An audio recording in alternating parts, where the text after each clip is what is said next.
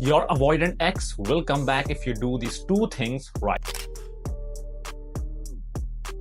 Hi, my name is Ax. I'm an instant healing hypnotherapist, and in this video, I'm going to teach you guys the strategy that you can use to attract your avoidant ex back. The first thing that we need to establish is no contact is a good strategy, and you should be in a no contact zone by now. But if you are someone who is constantly begging them to come back or trying to make them feel guilty for how they are making you feel or trying to just let them know that this is what you have done for them in the relationship, if you're doing any of these three things, you are seriously messing up your chances of attracting your avoidant ex. So don't do these. The first thing that we need to understand is why is your ex even having this avoidant attachment style? So you need to understand why they are avoidant. The reason that they are avoidant is because between the ages of 1 to 9, when our subconscious mind is developing, between those ages, if someone had a really bad experience with a mother figure. Now, a bad experience doesn't mean the entirety of the childhood. It could also be just one single moment. But if that single moment created a really heavy influence on their subconscious mind, they will have certain traits. Because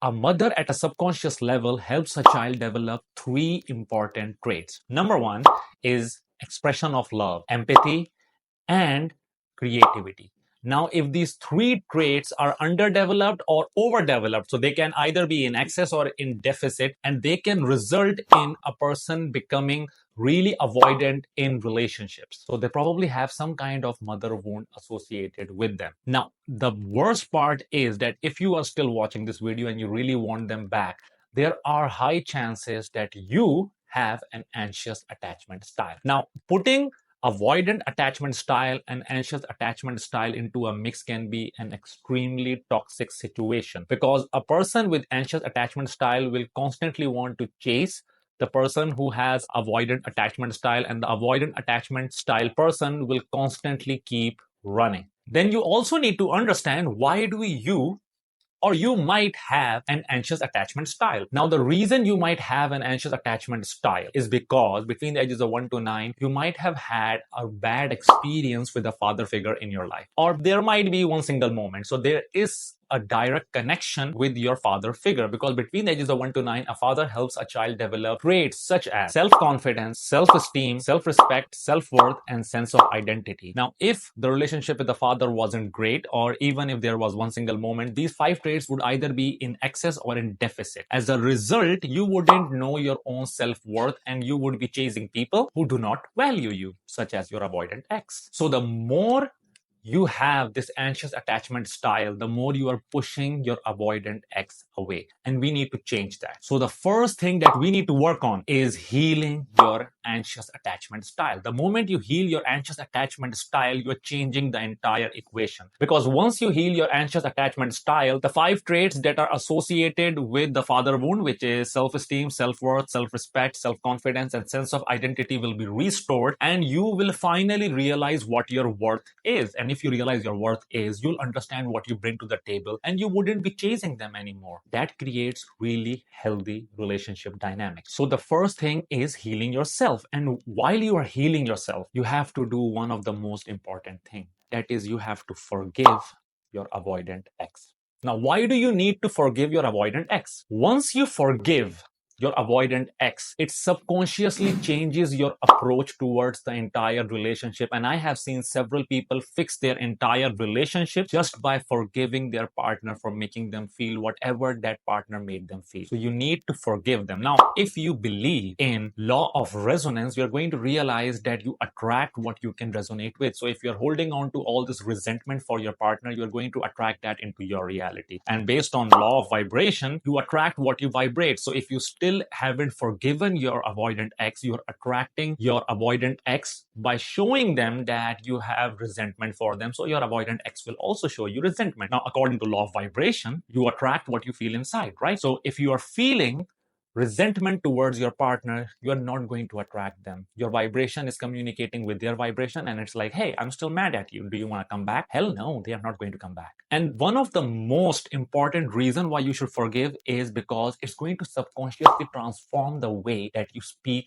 with the other person. And it is really important because most of the time we usually listen to reply to the other person. We don't listen to understand. So if you have all this resentment inside of you, the moment your avoidant ex reaches back to you, what you're going to do is maybe you're going to just listen to them to reply with all that resentment that you have been storing inside of you. And we do not want that. Now, this brings us to the second thing that you need to do: improve your communication. You need to improve your communication because the way you have been communicating up until now is not working out for you. The way you have been communicating is the reason that your avoidant ex is trying to avoid you. So what you need to do is you need to learn the most advanced technique of communication so that you are able to put your point forward without freaking the other person out. So let me give you a very easy to learn advanced communication technique. Now, I call this technique the ARC communication method, which is ARC. A is for acknowledge, R is for resonate, C is for communicate, and that is the entire strategy. Now, it's pretty simple, and I want you guys to go out there and try it on other people, and you're going to observe how this method is so powerful in making you a magnet for anyone you use this technique on. Now, the way this technique works is anytime someone is speaking, you are supposed to listen. No matter the urge you have to speak, just listen. Listen to them. And once it's your turn to speak, you are first going to acknowledge whatever the other person said, which is you're trying to make them feel that you understand what their point is, what they're trying to speak. Second is you are going to create resonance with them by making them feel that you can also feel the emotions that they are feeling. And third is communicate. Third is the step when you are going to put your point forward. So let's suppose someone says that I have had a really bad day and I can't go out with you. Now, naturally, you would want to have some conflict with the person, but don't do that. Use the ARC communication method.